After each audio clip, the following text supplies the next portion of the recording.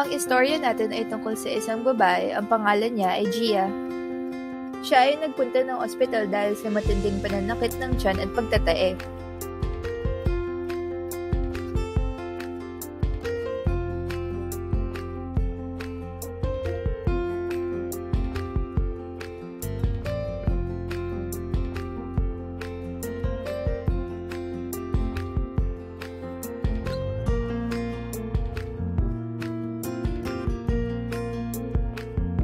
Ang Leningrad's curse ay isa pang tawag sa giardiasis.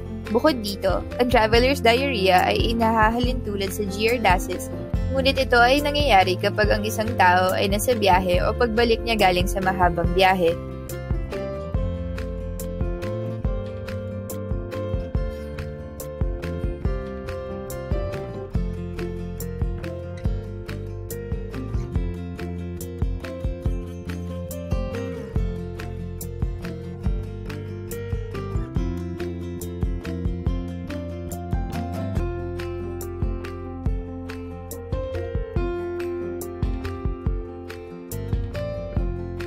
Paano tayo maaapektuhan ng Giardia lamblia? Ang trophozoite nito ay kakapit sa mucosa ng bituka natin gamit ang kanilang sucking disc at kapag patuloy sila dumami, maaari ito maging dahilan ng malabsorption syndrome.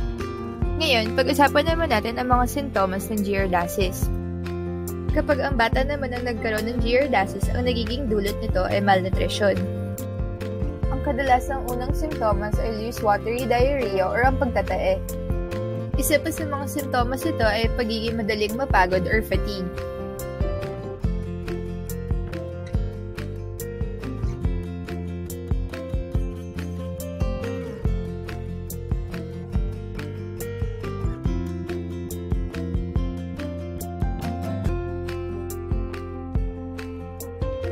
Bukod dito, maaari din gamitin ang Intero string test.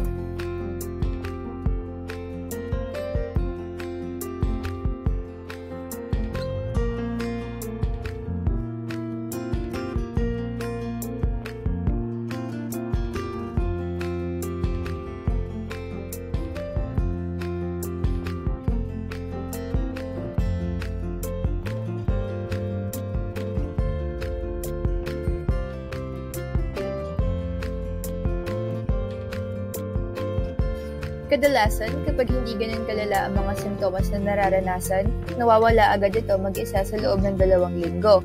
Pero kapag malala ang mga simptomas at hindi nawawala, ang pangkaraniwan na ibinibigay na gamot ng mga doktor ay metronidazole.